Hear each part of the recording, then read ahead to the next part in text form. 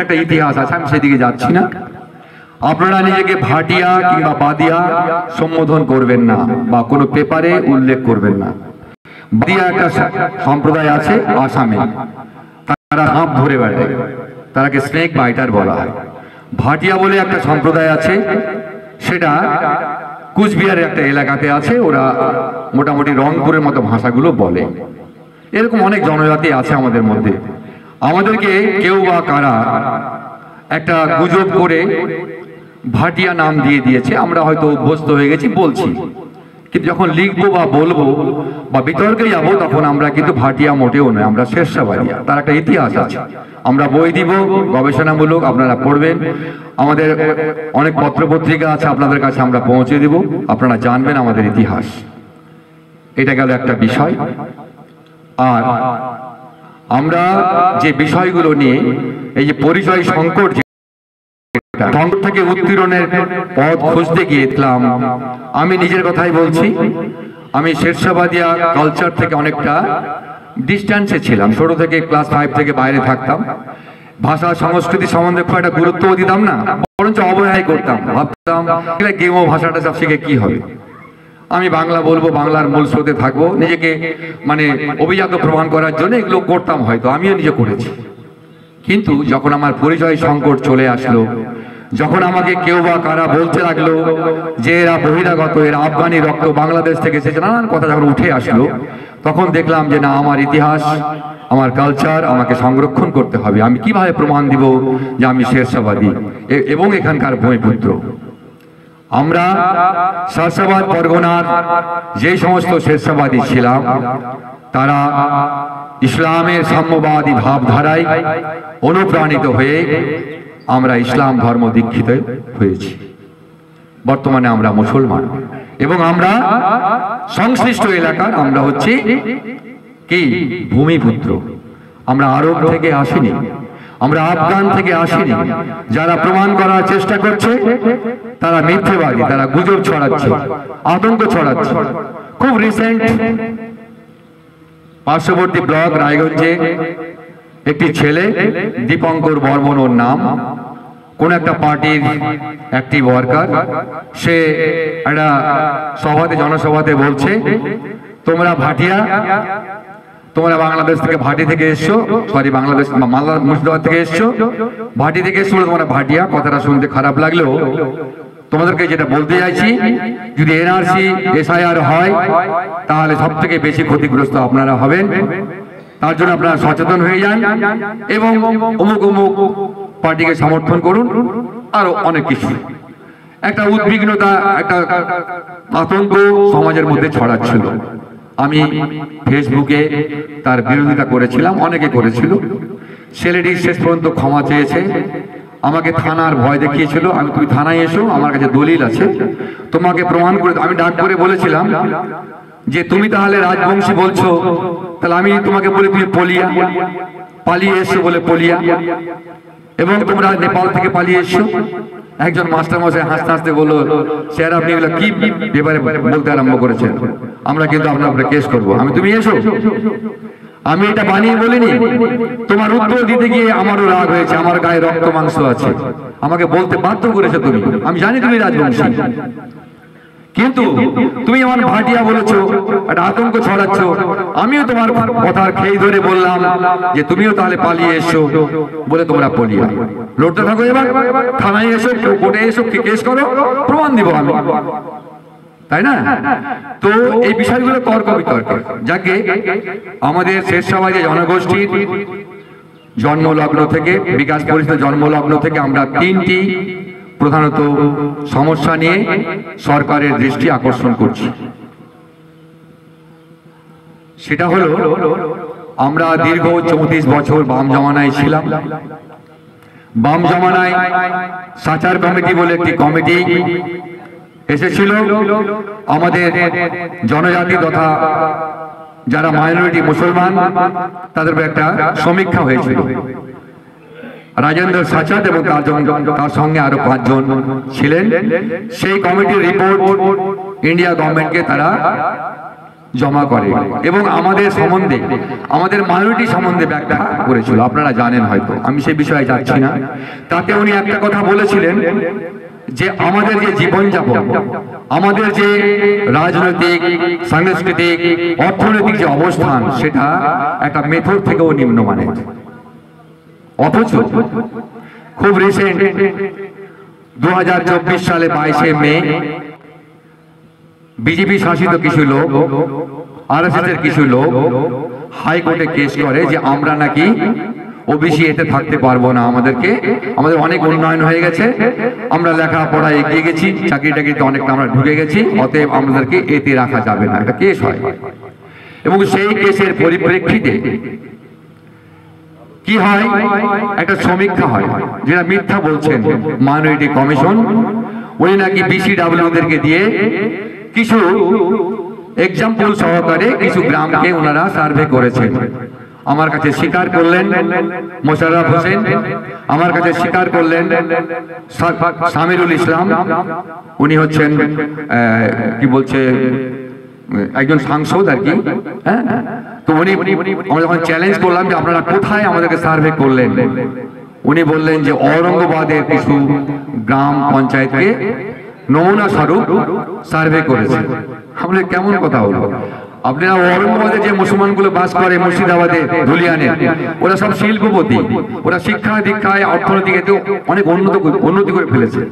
ওনাদেরকে দিয়ে আপনারা আমাদের ব্যাখ্যা করবেন, আমাদের মূল্যায়ন করবেন, এটা হয়? আমার শেরশাবাদী জনজাতির 80% মানুষ পরিযায়ী শ্রমিক, এটা আমরা চ্যালেঞ্জ করেছি এবং প্রমাণ করে দিব।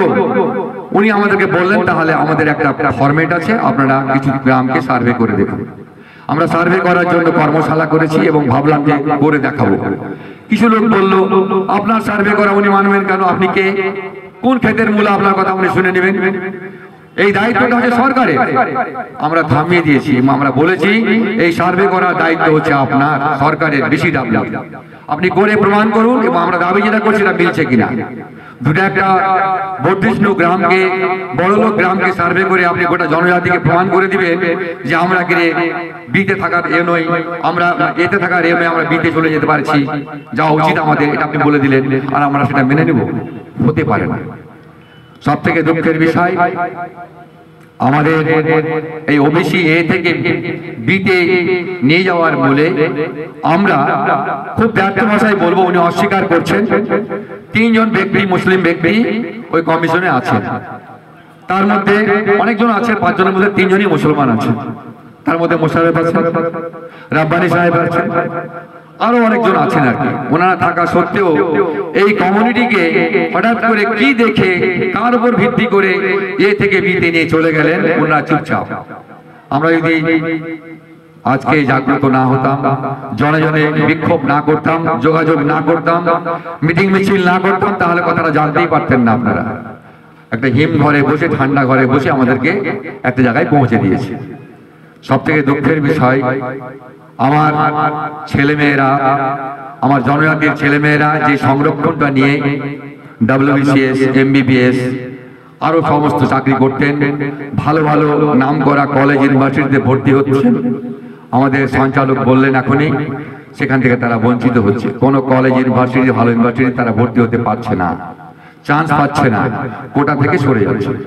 তাহলে আমাদেরকে চাকরি তো দিচ্ছেনই না, আমাদেরকে ভাতে মারার চেষ্টা করছে। আমরা 2-4 জন ছেলে মেয়ে পড়াশোনা করে যদি একটু ভালো জায়গায় যাওয়ার চেষ্টা করছি, আমাদের সংরক্ষণ থেকে সরিয়ে দেওয়া হয়েছে। একটা পরিকল্পিত একটা ছবি, একেবারে পরিকল্পিত। আমরা মনে করছি এটা, যখন প্রশ্ন করেছি ওনারা বলেছেন এটা হচ্ছে মাইনরিটি কমিশন, হচ্ছে স্বায়ত্ত শাসিত একটি সংস্থা, উনি করতে পারেন। কিন্তু আমি জানি মাইনরিটি কমিশন স্বায়ত্তশাসিত একটা সংস্থা, সুপ্রিম কোর্ট একটি স্বায়ত্তশাসিত সংস্থা, কিন্তু সুপ্রিম কোর্ট এবং মাইনরিটি কমিশনকে পরিচালিত করছে কারা? আপনারা দেখেন খুব রিসেন্ট সুপ্রিম কোর্টের চিফ জাস্টিসকে জুতা ছুড়ে মারা হলো, দেখেছেন আপনারা, কোন বিচার নেই। তার মানে যে সংস্থাটা স্বায়ত্তশাসিত, সেখানে একজন আরএসএস এর লোক উকিল জুতা ছুড়ে মারছেন চিফ জাস্টিসকে, তাহলে এখানে আমার আইন ব্যবস্থা কোথায় চলে গেছে? সেই রকম মাইনরিটি কমিশনকে কে পালন করছে? রাজ্য সরকার। রাজ্য সরকারের যে সমস্ত প্রতিনিধিগুলো রয়েছে তারা আমাদের পরিচিত, তাদের থাকা সত্ত্বেও আমরা সেখান থেকে বঞ্চিত হয়ে গেলাম। আজকে ওয়াকফ সম্পত্তির প্রশ্ন উঠে আসছে। ওয়াকফ সম্পত্তি একান্তই আমাদের মুসলমানদের সম্পত্তি। এই সম্পত্তিটাকে কায়দা করে কৌশল করে ভোট পেয়ে নিচ্ছে, আইন করবে। কিন্তু একটা আশার আলো আছে। 232 জন ওখানে কিন্তু বিরোধিতা করেছিল ওয়াকফ বিলটি পাস করার সময়। আপনারা জানলে খুশি হবেন, সেখানে 40 জন মাত্র মুসলমান ছিল সাংসদ, বাকি কিন্তু ছিল অমুসলিমরা। তাহলে অমুসলিমরাও বুঝতে পারছে এটা অন্যায় হচ্ছে, এটা হওয়া উচিত নয়, ওরা বিরোধিতা করেছে। তাহলে আইন এখনো মানুষের মনে বেঁচে আছে, বিবেক এখনো মানুষের মধ্যে বেঁচে আছে। আমাদেরকে শুধু জাগিয়ে দিতে হবে, আমাদের সংঘবদ্ধ হতে হবে, ওনাকে মনে করিয়ে দিতে হবে এটা অন্যায় হচ্ছে। আমরা তো লড়াই করতে পারবো না হাঁসওয়ালাটি নিয়ে, আমরা বলতে পারবো আপনি সরকার চালাচ্ছেন, আপনার থাকা সত্ত্বেও এখানে আপনি বৈমাত্রিক সুলভ আচরণ করছেন। ওনার ক্ষেত্রে হচ্ছে, আমার ক্ষেত্রে হচ্ছে না কেন? আজকে শুভেন্দু অধিকারী, আমি কোনো পার্টির হয়ে কথা বলছি না, আরো কিছু লোক দেখছেন কথায় কথায় 1 কোটি 2 কোটি লোকের নাম বলে দিচ্ছে, রোহিঙ্গা, বাংলাদেশি, অমুক তমুক, নিজের জালে নিজেই জড়িয়ে পড়ছে। ওনার মাই বাংলাদেশের, আল ফাল কথা বলে যাচ্ছেন। আমার বক্তব্য, আপনারা যদি ঘাবড়ে গিয়ে থাকেন, অনুরোধ করবো কেউ ঘাবড়াবেন না। এসআইআর সবার উপরে যেরকম হবে আপনার উপরে হবে। আমরা শেরশাবাদী এখানকার ভূমিপুত্র, আমাদের যথেষ্ট পেপার রয়েছে এবং আমার ভোটার কার্ড, আধার কার্ড নিয়ে আমরা প্রধানমন্ত্রী, মুখ্যমন্ত্রী, এমএলএ, বিধায়ক, সাংসদ বানিয়েছি, ওটা বৈধ হয়ে গেল। আর আমার এসআইআর এর জন্য আমার ভোটার কার্ড, আধার কার্ড বৈধ নয়। কেন নয়? কেন নয়? আমার ক্ষেত্রে কেন প্রযোজ্য হবে? আপনাকে প্রশ্ন করতে হবে। আপনি একা পারবেন না, কাকে নিয়ে করবেন? সংঘবদ্ধ হতে হবে। আপনাদের শিক্ষিত ইয়াং ছেলেমেয়েরা আছে, তারাকে আমাদের শেরশাবাদিয়ার মঞ্চে নিয়ে আসুন। যারা যে পার্টি করছেন পার্টি করুন, কোন আপত্তি নেই আমার, যে দল করছেন করুন, কিন্তু আমার এই সমস্ত সমস্যার প্রশ্নে, এই সমস্ত আতঙ্কের প্রশ্নে, এই সমস্ত দাবির প্রশ্নে আপনাকে কথা বলতে শিখতে হবে, প্রতিনিধি তৈরি করতে হবে, নেতৃত্ব তৈরি করতে হবে। যদি তৈরি করতে না পারেন, একটা রেশন কার্ডের জন্য আপনাকে ব্লকে 1 মাস ধরে ঘুরতে হবে, করে দিবে না। জানছে দাঁড়িয়ে আছে, মাথায় টুপি আছে, একটা বাহানা করে পাঠিয়ে দিবে, আজকে হবে না, কালকে এসো, পরশু এসো, আপনাকে হেনস্থা করবে, এসআইআরও করবে, দেখবেন করবে। কিন্তু তার জন্য আপনাকে প্রস্তুতি নিতে হবে। এই প্রস্তুতিটা কিভাবে নেবেন? আমাদের মতো যেমন শেরশাবাদিয়া সংগঠন আছে, একটা পিআইবি আছে, প্রোগ্রেসিভ ইন্টেলেকচুয়ালস অফ বেঙ্গল, এরকম নানান ধরনের সংগঠন আছে, ইউজিসি আছে, ইউনাইটেড গার্জিয়ান কাউন্সিল, এনারা আমাদের হয়ে সরকারের দৃষ্টি আকর্ষণ করছে। একটা কথা মনে রাখবেন, তালা দেখেছেন? তালা, তালা খুলতে কিন্তু 2টো পদ্ধতি আছে। একটা পদ্ধতি হচ্ছে হাতুড়ি মেরে খুলে দেওয়া, আর একটা পদ্ধতি হচ্ছে চাবি দিয়ে খুলে দেওয়া। কোনটা পদ্ধতি ভালো, সহজ কোনটা বলুন? সহজ হচ্ছে চাবিটা, তাই তো? চাবি দিয়ে সহজে খোলা যায়, আর হাতুড়ি দিয়ে কিন্তু আওয়াজ হবে, তালাটাও ভেঙে যাবে। আমরা সাংগঠনিক ভাবে, অনেক সংগঠন রয়েছে, সাংগঠনিক ভাবে চাবির কাজ করছি এখন সরকারের সঙ্গে। চাবি দিয়ে খুলতে চাইছি ব্রেনের তালাটা, আপনি খুলে দিন, আপনি আমার সাথ দিন। আপনি আমার সাথে না থাকলে পরে গণতান্ত্রিক ভাবে আপনাকে আমরা শাসন করতে পারবো, ক্ষমতা আছে গণতন্ত্রে, এটা জনগণের ক্ষমতা আছে। এই জিনিসটা আপনাদেরকে সবাইকে দলবদ্ধ ভাবে 26-এর ভোটের আগে যে সমস্ত এলাকাতে আমাদের নেতৃত্বরা আছে, যেই পার্টির আছে, জেলা পরিষদ আছে, প্রধান আছে, পঞ্চায়েতে এমএলএ আছে, এমপি আছে, মন্ত্রী আছে, তার কাছে পৌঁছান। আপনি আপনার ভোট, আপনি আমার ভোট নিয়ে আজকে মন্ত্রী হয়েছেন, আপনি আমার ভোট নিয়ে আজকে সাংসদ হয়েছেন, এমএলএ হয়েছেন। আমার ব্যথা বেদনায় যদি সাথ না দেন, তাহলে আমরা কিন্তু ভাববো আমাদেরকে যে সমস্ত কর্তৃপক্ষ আছে সরকারে, অফিসার, এমএলএ, এমপি তাদের সঙ্গে আমরা যোগাযোগ করছি। তিনারা আমাদেরকে আশ্বস্ত করছেন, বলছেন নভেম্বরের মধ্যে আপনাদের এই সমস্যাটা মিটে যাবে। আলহামদুলিল্লাহ, যদি মিটে যায় খুব ভালো, আর যদি নাটক করে থাকে তাহলে আমরা শেরশাবাদিয়া বিকাশ পরিষদ থেকে নির্দেশ দিব, আপনারা জবাব দিন। আশ্বস্ত করা আর একসঙ্গে চলা দুটো কথা দুই রকম। আপনার সঙ্গে হাঁটছি, আমার জন্য হাঁটছেন না, এটা হতে পারে না। আপনি আমার সাথে হাঁটছেন কিন্তু আমার জন্য হাঁটবেন না, এটা হতে পারে না। তাহলে আপনাকে সিংহাসনে বসিয়ে রাখবো কেন? যেই দলই আসুক না কেন, আমার ব্যথা বেদনা, আমার ন্যূনতম প্রয়োজন সেটা শুনতে হবে আপনাকে, মেটানোর চেষ্টা করতে হবে আপনাকে, পাশে দাঁড়াতে হবে আপনাকে। কথা বলে কিছু হয় না বন্ধু, সমস্যা মেটাতে হবে। শেরশাবাদিয়াদের সমূহ সমস্যা আছে, অনেক সমস্যা আছে, যেগুলো ছিল না সেগুলোকে কান ধরে নিয়ে আসবে, উপরে উপরে নিয়ে আসবে, বিনা কারণে আপনাকে হেনস্থা করবে, আপনাকে জুজুর ভয় দেখাবে, নানান ধরনের ভয় দেখাবে। তখন আপনি আপনার শরীয়ত ভুলে যাবেন, আপনার ভোট ভুলে যাবেন, আপনার সব কিছু ভুলে যাবেন। বলবো সালা বেঁচেই থাকবো না, দেশেই থাকবো না, তো সালা এগুলো করে গেলাম, সব ভুলে যাবেন। নেতৃত্বদের, রাজনৈতিক নেতাদের এই সমস্ত চক্রান্তে পা দিবেন না।